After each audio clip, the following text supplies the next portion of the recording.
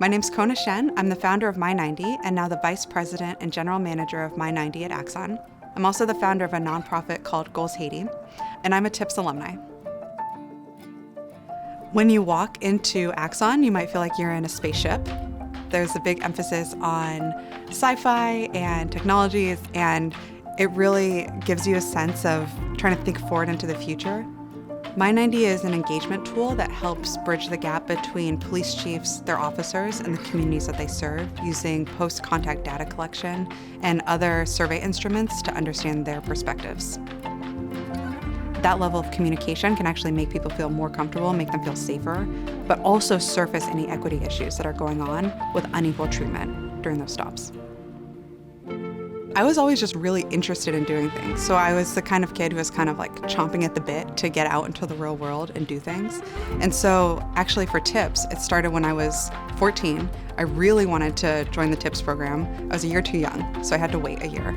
And I think I wrote a letter requesting an exception or something. They're like, absolutely not. Come back when you're 15.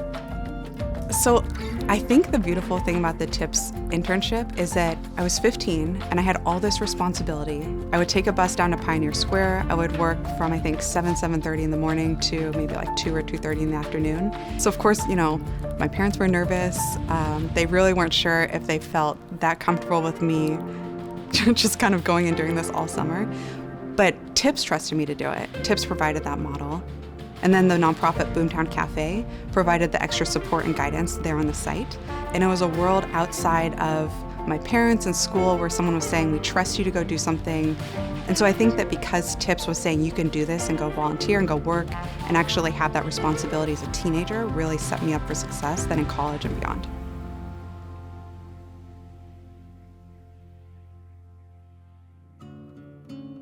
My name is Michael Bervell. I am a medical student right now and also a social media medical educator, better known as TikTok's medical mythbuster, which has been a fun name for me. Originally from Seattle, Washington, but both my parents are actually from Ghana, West Africa. And I was born in Canada and then raised in the Seattle, Washington area. So I call myself a third culture kid. So I use social media right now to talk about health inequities that exist in medicine. A lot of people think about the medical field as objective and not really having problems, but unfortunately for communities of color, their stories have often been left out of the narrative of medicine. In medical school, I often don't see what skin conditions look like on darker skin. We hear things that the Black community is more likely to get asthma, but we don't talk about the history of redlining, and we don't really look at historical context and how that impacts people today in medicine. So what I do on social media is I really try and break down health inequities that exist, explain why they exist, and start thinking about how we can fix them. I think that can be a little bit strange for apps like TikTok, which are known as the dancing app, but really what I do is I'm talking and I'm explaining and I'm using music and facts and statistics to make people realize that there's issues going on that we need to start solving. So TIPS was the first ever opportunity I had to do work in a hospital. I'd never been in a hospital before, had no idea what doctors didn't really have any interaction with the healthcare system. And so I'd always known I wanted to be a doctor, but I didn't know how I was gonna get there.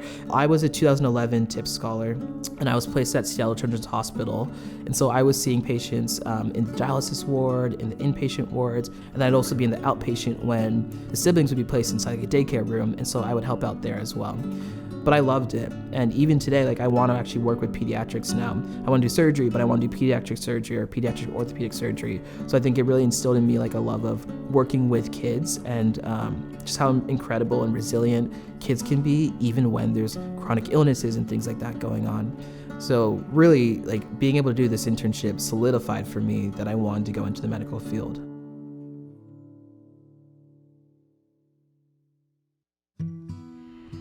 My name is Darin Knapp. I am the Associate Director for the Teach STEM program at Central Washington University, and I'm a professor here, and I'm also a TIPS alumni. I think I was one of the first or second classes of TIPS in 1998. I was at Seattle Emergency Housing, and we would take kids on field trips. We went to Wild Waves and we, went to the park. And for a lot of them, they didn't have access to many summer activities. And so it was a really big deal for us to get out and go adventure. I wasn't really sure what I wanted to do when I went to college, I think in the back of my mind, I knew I wanted to be a teacher, but I didn't have that as like my set going into college. But it definitely opened my eyes to service, and I knew I would be doing a career that was giving back.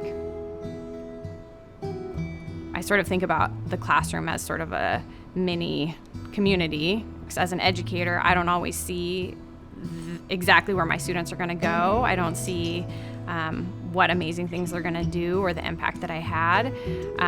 But I know that I'm making a difference, and I know that my relationship, even if it's short, with students is gonna carry throughout their lives, and the community is gonna feel the positive energy, the positive boost that they're getting in that.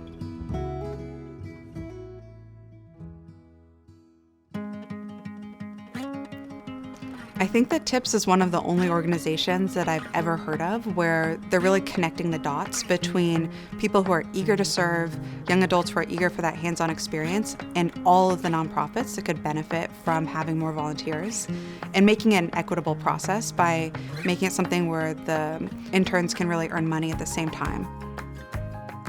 I graduated from the program in 1998. My sister was part of the program, Camille, and as you can see, TIPS has had a strong impact on our family, and seeing it as an integral part of our lives, it continues to be paid forward. It's such an idealistic goal, but if there's one legacy I could leave, it'd be to make people realize that there's no better way to be happy than giving to other people, doing community service, giving of yourself is incredible. And I truly think the reason I think that is because of TIPS, because I had that experience, because I still talk to people that also did TIPS with me, and we still kind of all think the same way and have had these experiences where we were able to get out and see beyond ourselves into communities that are in need, or communities that just need extra support. And so what I'm hopeful for is the next generations that are coming forward. It's incremental growth for everything, but when you are able to inspire, when you're able to uplift, and when you're able to tell young people that their voices matter, they go out and do incredible things. So that's what I'm hopeful for.